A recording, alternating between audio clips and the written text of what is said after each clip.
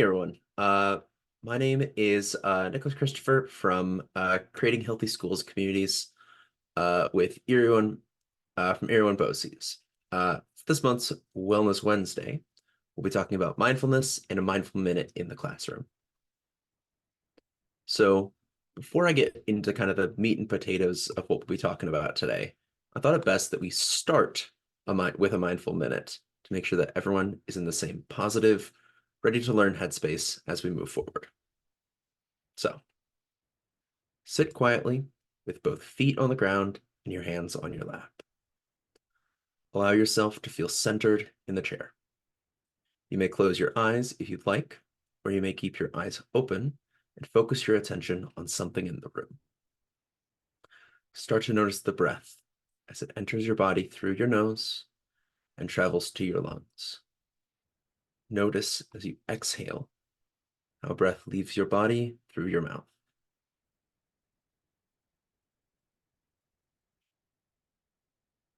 Don't try to do anything with your breathing. Simply notice it. Pay attention to it. Be aware of it. It doesn't matter if your breathing is slow or fast, deep or shallow. Allow your body to do what it does naturally. Breathe in relaxation and breathe out tension.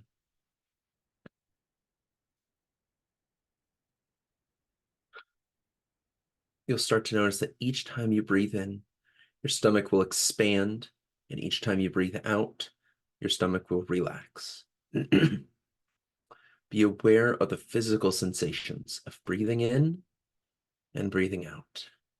If you find that thoughts intrude, this is okay. Notice the thoughts, allow them to be, and gently bring your awareness back to your breath.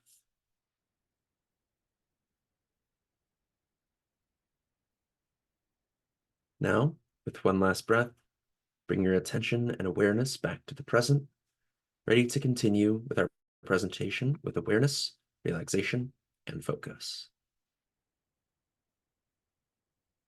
So, now that we've taken a moment to center ourselves and prepare to discuss mindfulness, let's talk about what we'll be discussing today.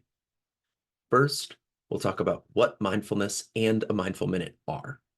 From there, we'll discuss some examples of mindfulness exercises for your classroom, interspersed with some guidance on leading a mindful minute. Once we've discussed how to lead students through a mindful minute and seen some examples, we'll talk about some advice for making these exercises part of your classroom at any level.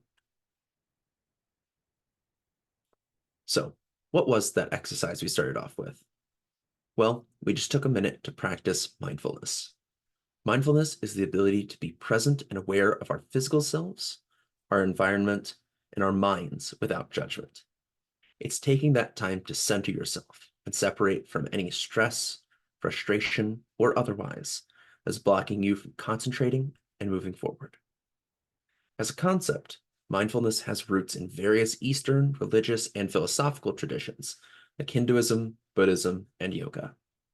Many of these concepts were adapted for Eastern audiences by Jon Kabat-Zinn from the University of Massachusetts Medical School into more secular practices that focus on stress relief and concentration. Since then, many other academics have continued in his mindset, adapting these concepts for a more academic space and for Western audiences.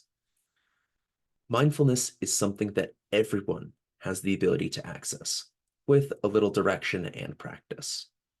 We'll go over a few more ways to introduce mindfulness to your classroom, why it's so important, with a few more examples. So now that we know what mindfulness is, why is it so important for you? Mindfulness has been proven to have a variety of impacts on individuals in and outside of the classroom. In studies focusing on the classroom, elementary students showed stronger self-regulation skills, improvements in socializing with peers, and lower levels of hyperactivity. Mindfulness exercises have also had proven effects on decreasing the frequency and severity of post-traumatic symptoms, as well as lowering rates and severity of depression. In interviews with students and teachers, many people have backed up these results, citing increased attention and focus for students in the classroom, improved behavior, lower test and presentation anxiety, and overall lower stress levels. Spending just a minute on mindfulness exercises has a number of positive outcomes, not just for students, but for anyone that sticks with them. Speaking of a minute of mindfulness, what is a mindful minute? A mindful minute is 1 to 3 minute exercise that you can do anywhere, intended to make you more aware of your physical self and your surroundings. There are a wide variety of ways that a person can conduct a mindful minute, detailed by a number of academic papers and experts in mindfulness. Today, I'll go over 3 exercises adapted from a pilot program done in Portland State for introducing mindfulness into their classrooms. Along with some details for each exercise, I'll go over where the exercise might work best and a little about why. If any of these resonate with you, the slides will be available after with a link to the original document program with a little more information about each one. Before we start going over the details of these exercises, it's important to know that there is no right way to do a mindful minute. While I'm going to give some suggestions on good places to start, each exercise will be more or less beneficial for different groups of students. Any one of these exercises might resonate with a different student or with you, and that'll be different for everybody. There are multiple ways to mix and match different exercises for your classroom to find what works best. And I would love for this to be a jumping off point for you to continue to learn and grow in your journey with mindfulness. Before we go over some more of these exercises, it's important to consider that some aspects might be triggering for students in your classroom. When doing these exercises, it's best to consider how to conduct them in a way that is trauma-informed. The first and most important rule of these exercises is that participation is always 100% voluntary. Trying to force participation will only ever turn students off of these exercises, make them more disruptive for other students, and turn them off the benefits of a mindful minute. When starting your exercise, it's important to take a moment to clearly state that participation is not required, but those that choose not to participate should sit quietly and respectfully to allow other students to get the most out of their mindfulness. Some of the exercises also ask that you close your eyes, trying to focus inward as you take that moment for mindfulness.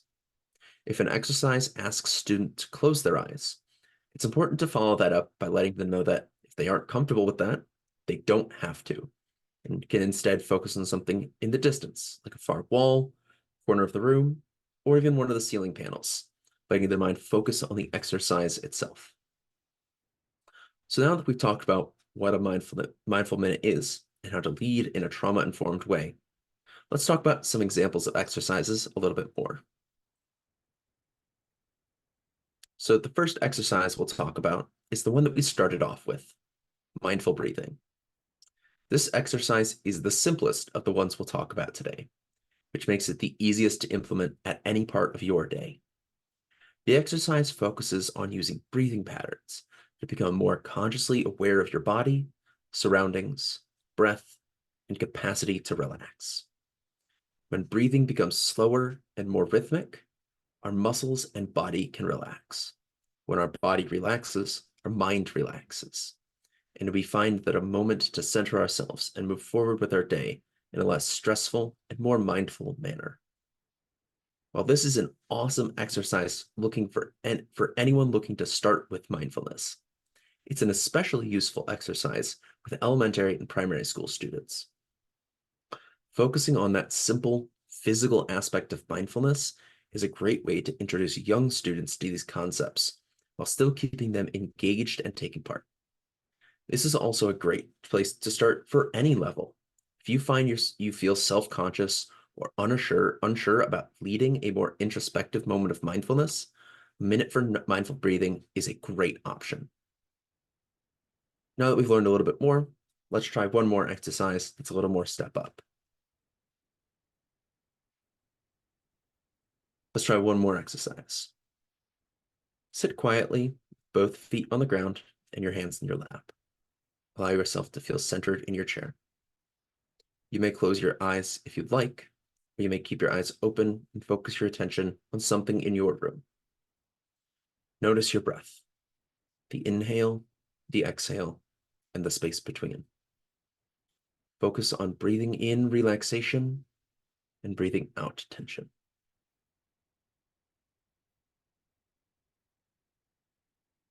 Acknowledge how your body is feeling in this moment. Bring your attention to your head. Take note of any tension you may feel in your head.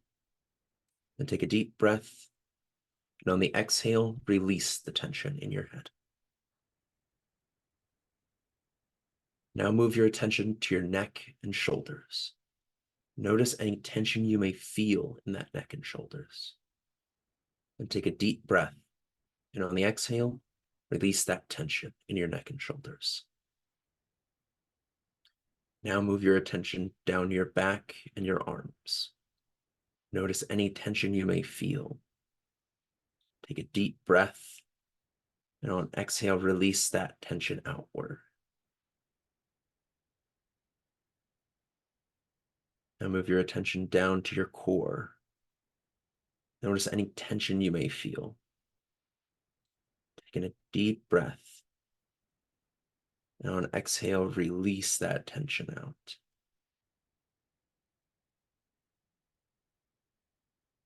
Now move your attention down to your legs and your feet.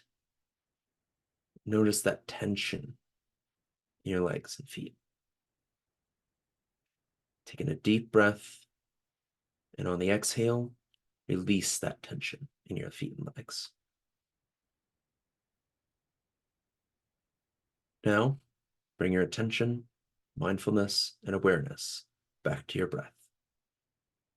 With one last breath, bring your attention and awareness back to the present, ready to continue forward.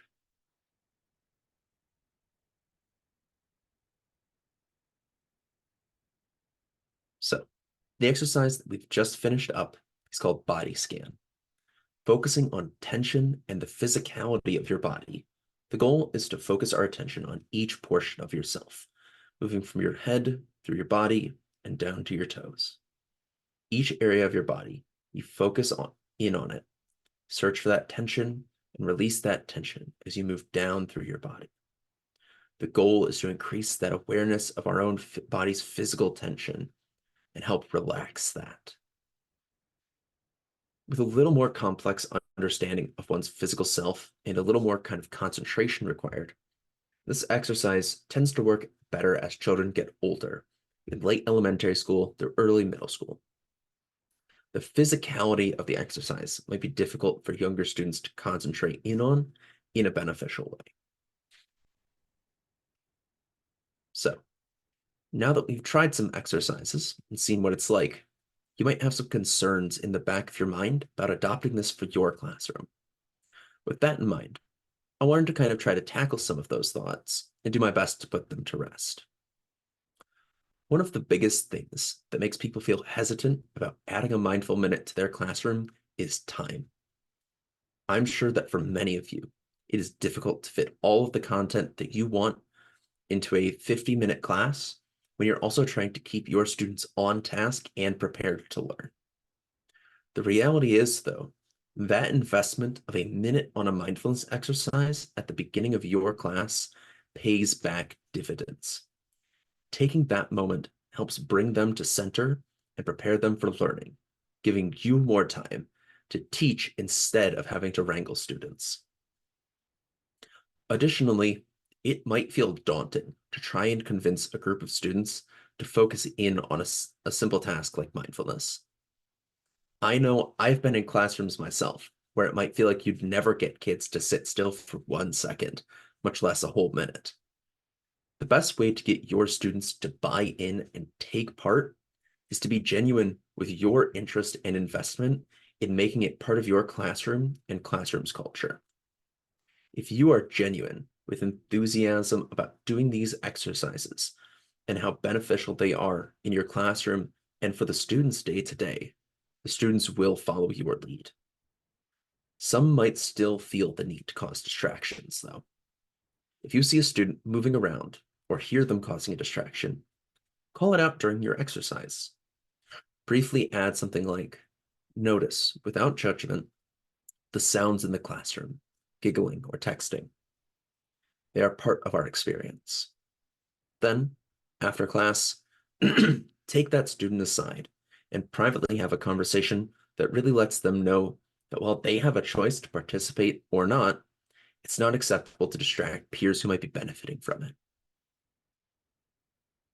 Now that we've talked through some of the barriers that you might have and dispelled some of those, let's try one more exercise and kind of really get that last movement. So, sit quietly with your feet on the ground and hands in your lap. Allow yourself to feel centered in your chair. You may close your eyes if you'd like, or keep your eyes open. Focus attention on something in your room. Bring your attention to your breath. Now, bring your awareness and attention to a person who you care about that is experiencing something stressful. Think about the feelings of compassion and love you have for that person. Imagine yourself enfolding this person in that feeling.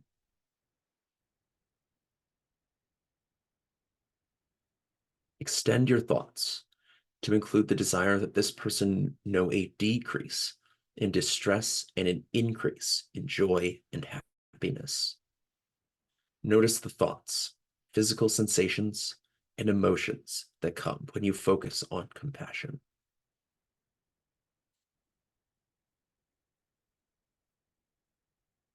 Now, bring your awareness to something that is causing you stress. Acknowledge that this is stress and notice how it makes you feel without judging if those feelings are good or bad. Say to yourself, stress is a part of life. Return your attention to the feelings of compassion that you extended to the person you care about, and now extend those feelings to yourself. Imagine enfolding yourself in feelings of self-compassion. Think about your own desire to experience a decrease in distress and an increase in joy and happiness. Notice how you feel when you direct compassion towards yourself.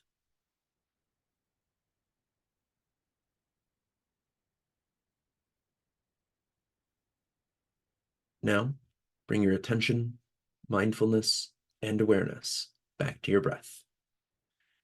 With one last breath, bring your attention and awareness back to the present, ready to continue.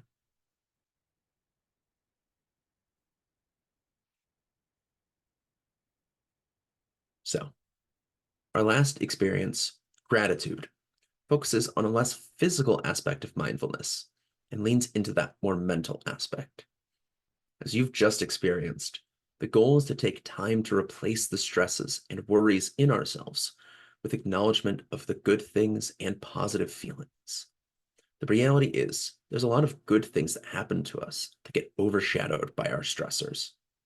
With this exercise, we find that positivity to bring ourselves to a more calm and less stressed center of being. Requiring a little more complex emotional understanding, this exercise is best with older students in middle and high school. Now, notice that as I've gone through all these exercises, I've said best for. In reality, these exercises can be used in any combination for any age, from childhood to adulthood.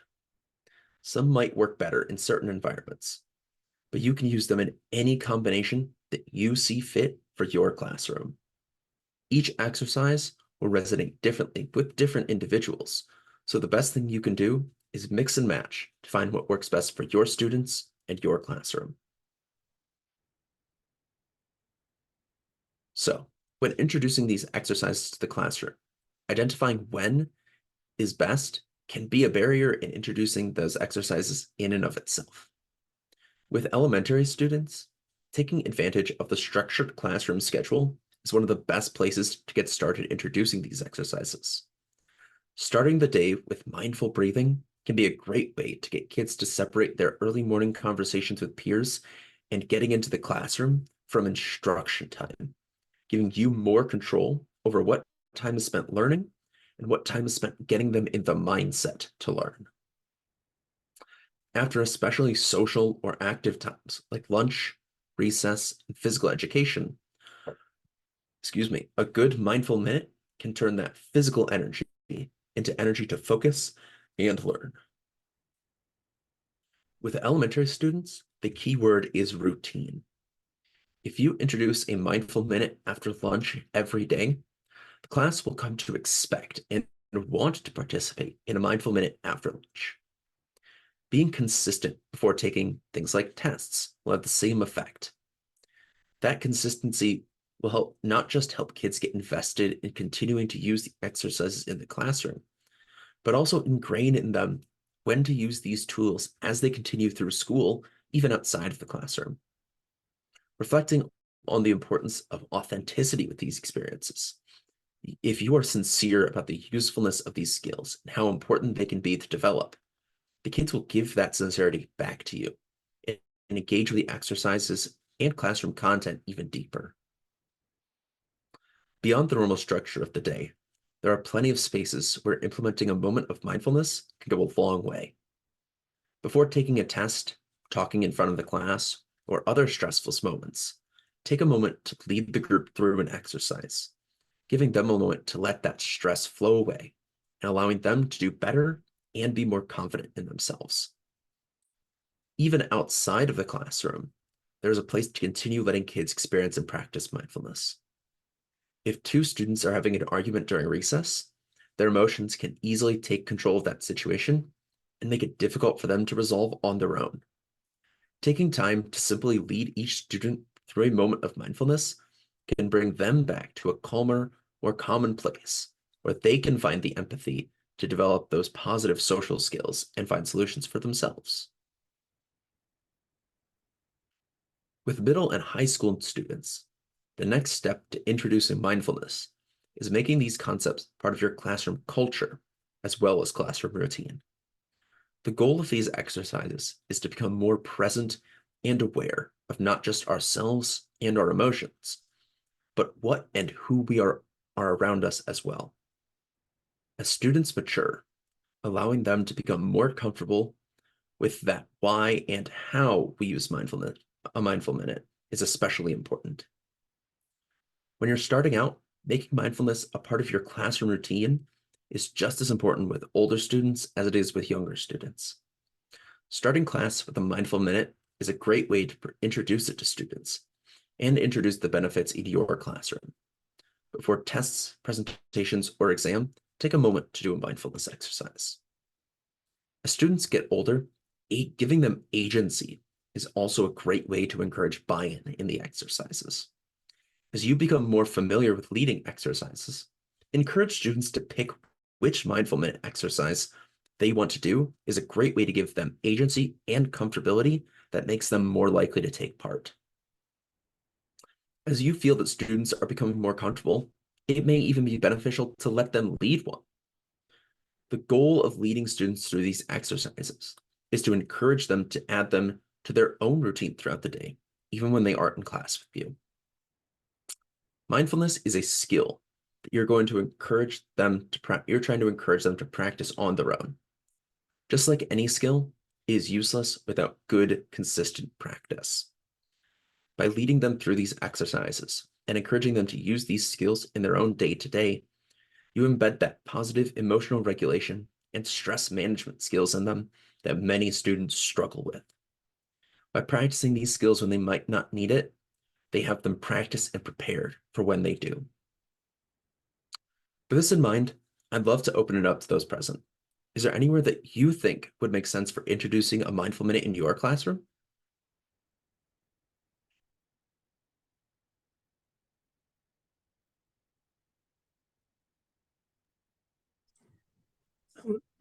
I do push-in lessons with social emotional learning, and sometimes we actually do something similar to what you are suggesting.